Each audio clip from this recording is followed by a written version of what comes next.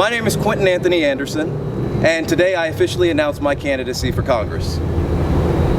But who am I? No, it's fair if you don't know who I am. If you're wondering who this dude is, I don't have a fancy title. I'm not a career politician, and I've never gone viral. You're not crazy if you don't know who I am, just a little weird for showing up. But let me introduce myself.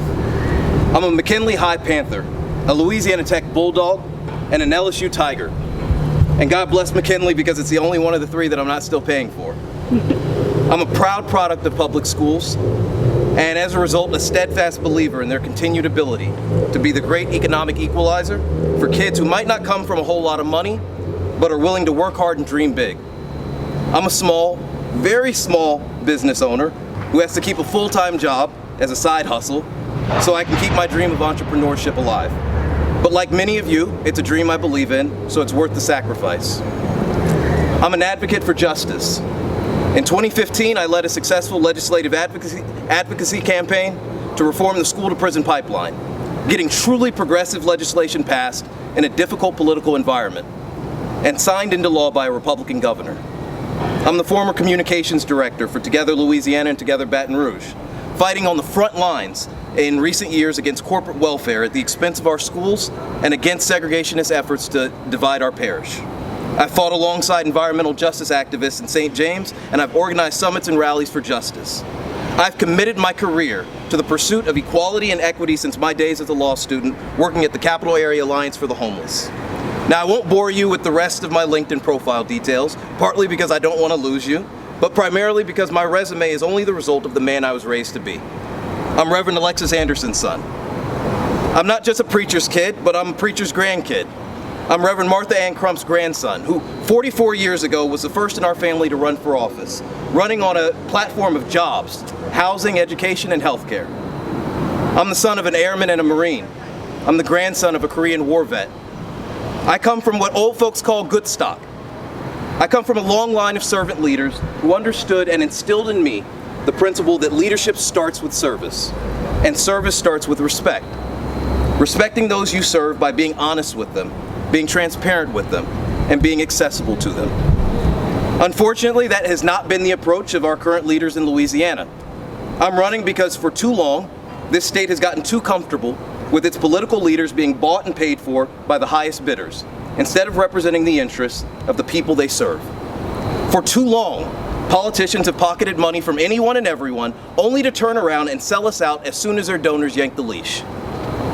Too often our leaders talk down to us, explaining that the reason they didn't fight harder for us, the reason why things haven't changed, or the reason why they didn't vote the way that we expected them to is too complicated to explain to us, but trust them anyways. And where has that gotten us? According to U.S. News and World Report, Louisiana ranks 50th in economic growth and 50th in economic opportunity. We rank 13th in gun ownership, so there's a top 15 ranking, but we rank 49th in public safety and 50th in corrections outcomes. We have a higher incarceration rate in Louisiana than literally every sovereign nation in NATO. We rank 49th in renewable energy usage and 50th in pollution. We rank 49th in higher education. Every solution our so-called leaders have shoved down our throats has failed. Under these same politicians, our public schools have been undermined, defunded, and handed over to private interests. Our neighborhoods have been stripped of resources in favor of giving corporate welfare to some of the wealthiest corporations in the world. Frontline communities in Louisiana's Cancer Alley are getting the business end of the climate crisis right now, while the very leaders who represent them pocket cash from the oil and gas industry. Some of these folks don't even respect us enough to live in the communities they represent. Our leaders haven't just lied to us, they have failed us. Yes. But Louisiana, we are better than this. We're better than crooked politicians who refuse to take accountability. We're better than 49th. We are better than 50th. Louisiana can be the greatest, most prosperous place on earth, but not if we keep electing the same old bought and paid for politicians who keep peddling the same old lines and keep producing the same old results. If we want to see something different, we have to do something different. That's why I'm running. This campaign is about change. It's a campaign about progress. It's about getting things done. This campaign is about a new generation of leaders in Louisiana stepping up to answer the call and truly represent the interests of the people. This campaign is about justice. It's about acknowledging that equality without equity is essentially an unfunded mandate. Everyone is not starting at zero. Some people have inherent disadvantages that are of no fault of their own and should not be barriers to pursuing and achieving the American dream. We must be committed to dismantling unjust systems and reforming them to actually serve the purpose we claim they should. This campaign is about recognizing the urgency of the climate crisis and what we need to do to mitigate the worst effects of it. We have to pursue an aggressive upscaling of our clean energy capacity, embracing a national renewable portfolio standard, universal net metering, and a rapid expansion of the electric vehicle infrastructure so EVs are truly viable on the open market. We have to prioritize creating resilience infrastructure for communities routinely ravaged by hurricanes and natural disasters, so the affected families have access to electricity, refrigeration, and the internet when the power goes out. We have to protect the most vulnerable communities who are often living out of economic necessity in the backyards of our biggest polluters. And we have to have the courage to stand up to those polluters and hold them accountable for the impact of their emissions, no matter how big the company, no matter how many community events they sponsor, and no matter how many people they employ. It's a campaign about truly addressing crime. Not through bombastic rhetoric or pseudo-tough guy policies, but with real, evidence-based approaches and common sense. We can pump as many police officers into the streets as you want. We can impose harsher sentences, and we can even start charging kids as adults, as we just witnessed in the latest legislative session. But it won't address the underlying desperation in those high-crime communities. When someone has nothing to lose, they act like it. Any crime reduction strategy that does not start with addressing that desperation will always fail. Let's focus on what we know works. Jobs work.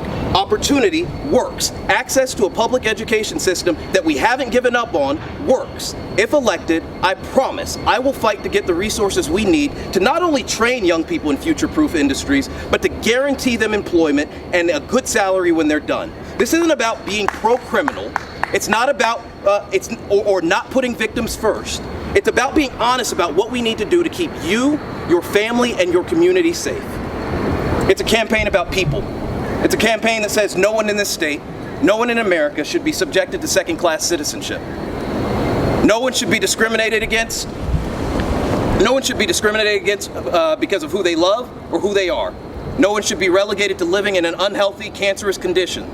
No one should work for less than a living wage. No one who wore the uniform of this country, under any circumstances, should ever find themselves living on the streets. No one should have to decide between life-saving treatment and groceries. No child should ever go hungry. We are the greatest, richest nation in the history of the world. When we put our minds and our resources to something, there is nothing that we cannot achieve together. And that's what this campaign is about. Now look, I know it's an ambitious agenda. I get it. And I know I'm young. I've been told that maybe I'm naive. Maybe our hopes are too high. Our expectations are unrealistic. Maybe our dreams are too big. Maybe my opponents are too wealthy and too powerful. Maybe we should wait our turn. Let the adults handle things. And yet, we are embraced by the legacy of youthful visionaries who with unyielded vigor shifted the tides of our nation's destiny. It's to them we owe this moment, this opportunity, to those rabble-rousers, those good troublemakers who didn't wait in line, who didn't shy away from challenging powerful people and powerful interests in the name of justice. We owe this moment to the enduring courage of folks like John Lewis, a young warrior in his 20s whose steadfast commitment and bold leadership in the face of brutality helped steer the course of the civil rights movement.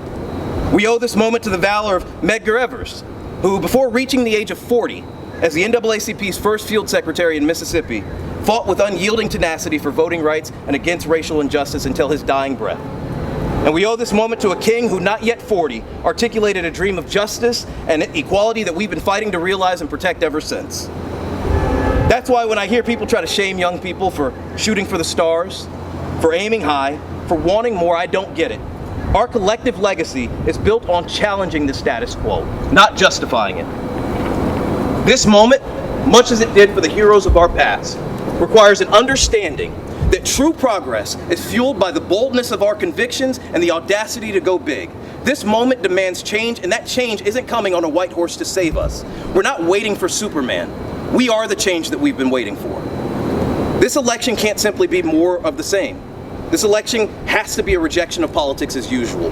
This election has to be about jobs and justice. It has to be about you and your family. It has to be about having a truly representative democracy, where our leaders are informed by the needs of their people, not the whims of their donors. It has to be about seizing control of our destiny and securing the future of the next generation. So now, let's march forward towards November 5th with that same unwavering resolve of our ancestors, ready to carry the torch of change, ready to illuminate the darkness of our political environment with the light of progress, and write the next great chapter in our shared American story. A chapter filled with the promise of justice, the pursuit of equality, and an unyielding belief in a better tomorrow. I am asking for your vote. I am asking for your support. We can't do this without you. God bless you all. God bless Louisiana, and God bless the United States of America. Thank y'all.